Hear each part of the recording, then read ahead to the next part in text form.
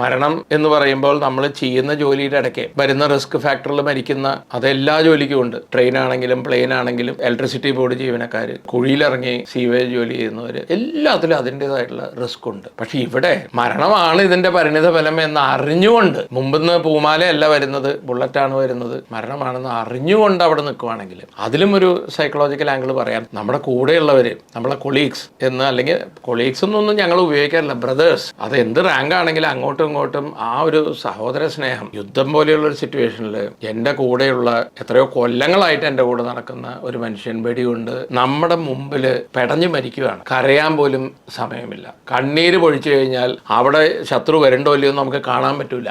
ആ സ്വതന്ത്രമായിട്ട് നമുക്ക് കരയാൻ പോലും പറ്റില്ല. അത് അടക്കി പിടിച്ചുകൊണ്ട് ഇവന്റെ ശരീരം താണ്ടിക്കൊണ്ട് മുന്നോട്ട് പോകണം. യുദ്ധം നടക്കണ്ടേ? എന്നാ ഇവന്റെ 13 അല്ലെങ്കിൽ 16 അടിയന്തരം കഴിഞ്ഞ് ഞാൻ വന്നോളാം എന്ന് പറയാൻ പറ്റുമോ? അപ്പോൾ നമ്മുടെ കൂടെയുള്ള ഒരു കൊളീഗ് അല്ലെങ്കിൽ ഒരു സഹോദരൻ മരിച്ചു വീഴുമ്പോൾ അതിന്റെ ശവശരീരം താണ്ടിക്കൊണ്ട് മുന്നിലോട്ട് പോവുക മാത്രമല്ല, മെയിൻ ലക്ഷ്യം ശത്രുവിനെ ശരിയാക്കണം. പട്ടാളക്കാരന്റെ ആറ്റിറ്റ്യൂഡ് എന്നാന്ന് വെച്ചാൽ, അല്ലെങ്കിൽ അവൻ പൂർണ്ണ ശൗര്യത്തോടു കൂടിയിട്ടാണ് പോണത്, ഇവനെപ്പോൾ ശരിയാക്കും എന്നുള്ളൊരു ആറ്റിറ്റ്യൂഡിലാണ് പോണത്. ഇവന്റെ ബ്രദറും കൂടെ മരിച്ചു കഴിയുമ്പോൾ അവന്റെ ആവേശം കൂടുകയുള്ളൂ. ഇനി ഇവന് വിടുന്ന പ്രശ്നമേ ഉദിക്കുന്നില്ല എന്ന് പറഞ്ഞ് അങ്ങനെ നടന്നാലേ യുദ്ധം ജയിക്കാൻ പറ്റുള്ളൂ.